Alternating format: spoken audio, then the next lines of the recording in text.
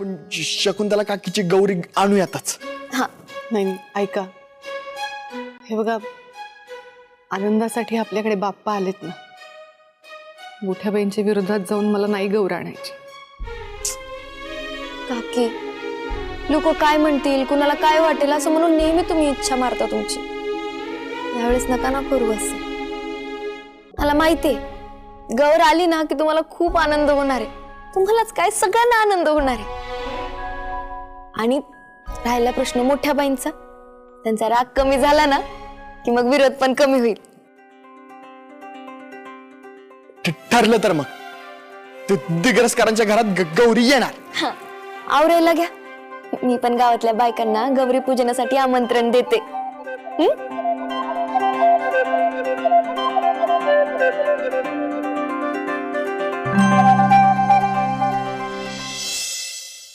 आईचं ना नेहमीच झालंय, कधीच कोणाचा विचार करत नाही. आदू, काय रे एकटाच काय बडबडतोयस? इंदू, शकुंतला काकीला आता गौरी आणायचं वचन तर दिलंय, पण आईला कसं कन्व्हिन्स करणार? माहित नाही रे, मी पण इतका विचार नाही केला. पण तू नकोस काळजी करू, सगळं नीट होईल. गौराई, बाप्पा आणि हा आपला विठुराया आहे ना, ते सगळं बघून घेईल. सगळं त्याच्यावर सोपवायचं.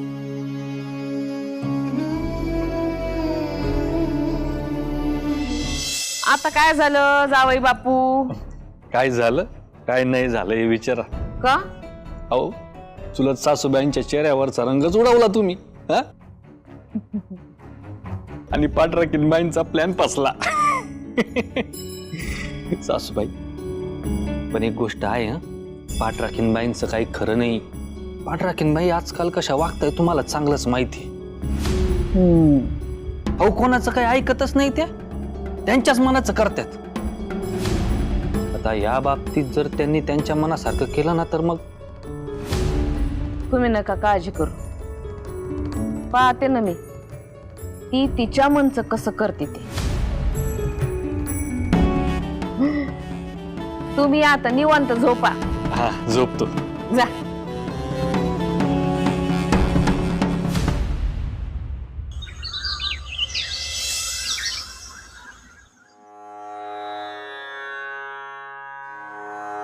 माझ्या वडिलांची मिरासी गा देवा, माझ्या वडिलांची मिरासी गा देवा, तुझी चरण सेवा पांडुरंगा. बंद बंद नको करू ग तुझं गाणं. भारी गातो ग तू, एकदम बेस्ट.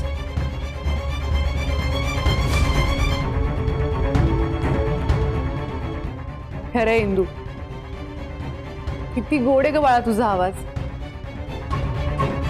खूप अभिमान वाटतो मला तुझा. हो ना, मला पण.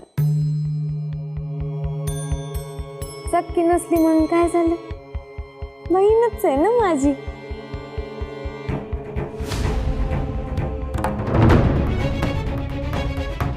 इंदू, बाप्पासाठी गोडाचा शिरा करतेस का ग? मस्त वास सुटलाय. काही म्हणा, तुमच्यासारखं भारी बनवता नाही येत मला. येईल ग, अनुभवातून आणि सरावातून शिकशील बरोबर. तसे इंदू, तू सगळं इतकं मनापासून करतेस, तुला नाही जमणार मग कोणाला जमणार? म्हणून तर माझ्या आदोक्षाने हिला पसंत केली.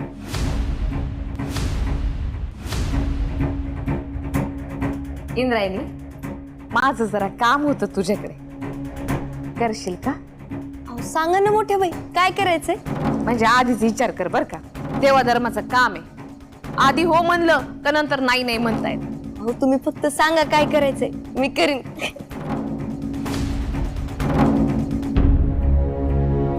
सांग. त्याचं काय आहे, मी तुझ्यासाठी या नादोक्षासाठी, तुम्हा दोघांच्या संसारासाठी टेकडीवरच्या गणपतीला नवस बोलली. म्हणजे ती शेळकेवाडी आहे ना, तिथनं पुढे गेलं का डाव्या बाजूला टेकड्या आहेत, त्यातल्या एका टेकडीवरती गणपतीचं मंदिर आहे. तिकडं कुठं आहे गणपतीचं मंदिर? हाय हा टेकडीवरती आहे. तर त्या गणपतीला मी नवस बोलले का माझी सून 1000 मोदक स्वतःच्या हातानं करल आणि सून आणि माझा मुलगा दोघ जण जोडीनं येऊन तुला नैवेद्य दाखवते.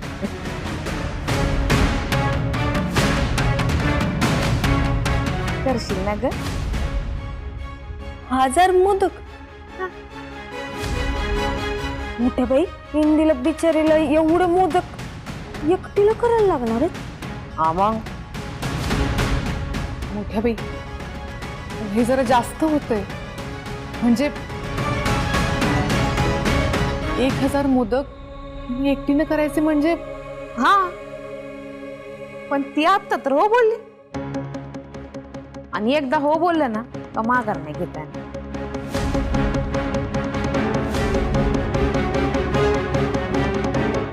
नाही मला मान्य आहे इंद्रायणी, मी तुला न विचारता नवस बोलले, पण मला आपलं वाटलं माझी सून माझ्यासाठी इतकं करल. शेवटी तुमच्या दोघांसाठीच तर नवस बोलले ना मी, तुमच्या संसारासाठी सुखासाठी. हा बरं ठीक आहे, मी आणि नारायणी तिला मदत करतो. नाही चालणार अगं, जोडप्यासाठी केलाय नवस, तू कसं काम केलं तर चालेल. नाही चालणार, करशील ना ग? आमच्यासाठी नवस केलात ना, करीन मी. 1000 मोदक. अशी समजूतदार सून आहे. मला अभिमान वाटतो दिग्रसकरांची सून आहे याचा. हो ना शकुंतले?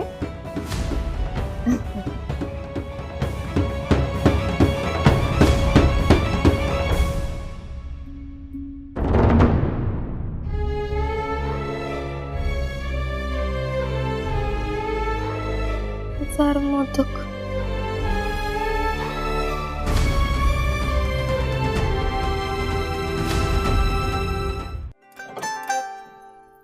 अगं इंदू, अगं मी तुला सांगायचंच राहिलं बघ. मी दुपारच्या जेवणाला घरी आहे, डब्बा नको.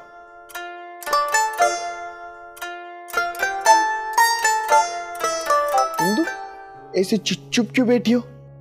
सांग काय झालं? सोड ना. 7 जन्म तरी हा विचार सोडूनच देतो. सांग काय झालं? अरे काय नाही, मोठ्या बाईंनी आपल्यासाठी नवस केलाय टेकडीवरच्या गणपतीकडे. मग काय 1000 मोदक करायचं. काय? तू एकटे आणि कोणत्या गणपतीसाठी? ते शेळकेवाडीकडे कुठेतरी येणं. तू काय पण काय बोलतेस? असं कोणत्या गणपतीबद्दल कधी ऐकलेच नाही मी. इंदू, आईने तुला काहीतरी सांगते. हा आदू, नसते संशय घेऊ नकोस, मला अजिबात आवडणार नाही. त्यांनी आपल्या दोघांसाठी नवस केलाय, मी करणार मोदक. इंदू ऐक तरी माझं. तू आदू, बाप्पासाठी 1000 काय 2000 मोदक करीन मी, आणि तो मला मदत पण करेल याच्यात. तू काळजी करू नकोस, होईल सगळं नीट. तू ये दुपारी जेवायला.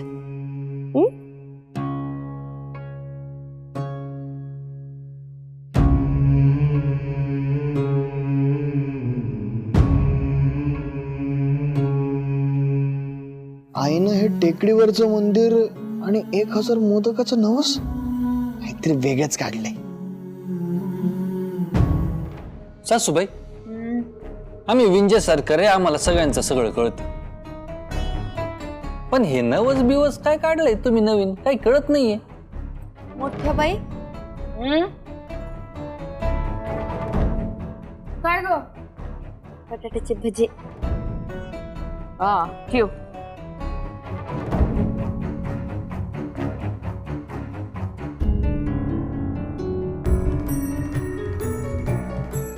काय आता काय बोलायचंय?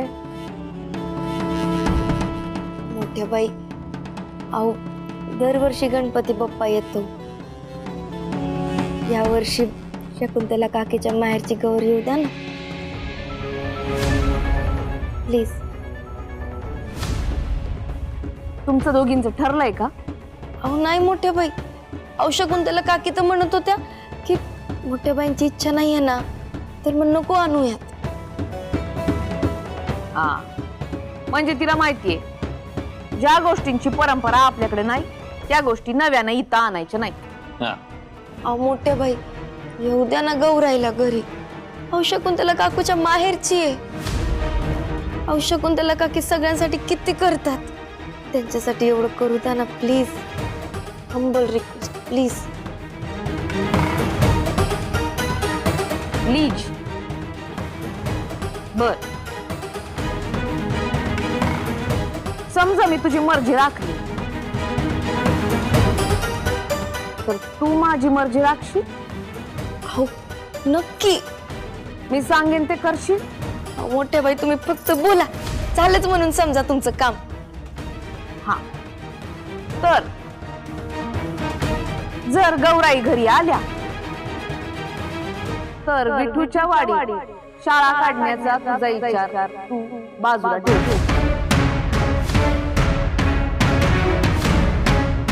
अहो मोठ्या बाई काय बोलताय तुम्ही? आता म्हणालीस ना तुम्हाला हवं ते करीन म्हणून, मग आता मागे नाही हटायचं. इथं अशी थांबू नको. जावई बापूंना पण भजी आवडतात. हो हो. जा आणि घेऊन ये त्यांच्यासाठी, आणि तेवढ्यात विचार करून ठेव काय करशील. मोठ्या बाई तुम्ही म्हणताय ना तसंच होणार.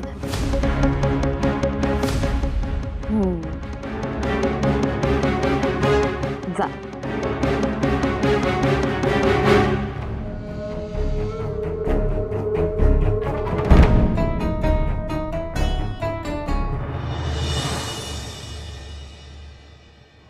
बाप्पा तू सुख करतायस, दुःख हरतायस.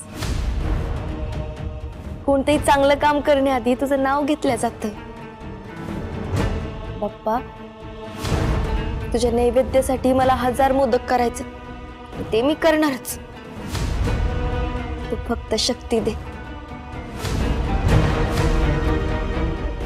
पाठीशी उभा राहा.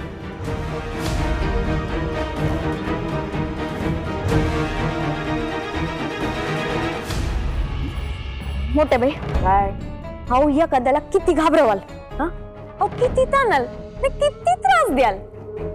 मला सांगते मोठं बाई, लई म्हणजे लई लईच वाईट आहात बघा. ओय, तुला जायचंय का? निघायचंय का? चल निघित तू. मोठ्या बाई तुम्ही त्या इंदीची काय हालत केली. भारतीची घाबरगुंडी उडाली. काय टास दिले तुम्ही तिला. बाप्पा समोर उभे राहून रडायला लागली बघा. बाप्पा मला मदत कर रे, प्लीज प्लीज मदत कर.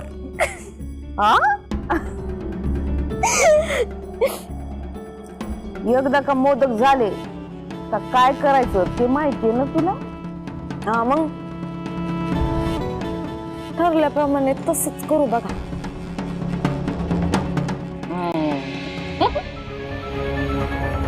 तसंच करायचं. खुदकू नको जास्त. हा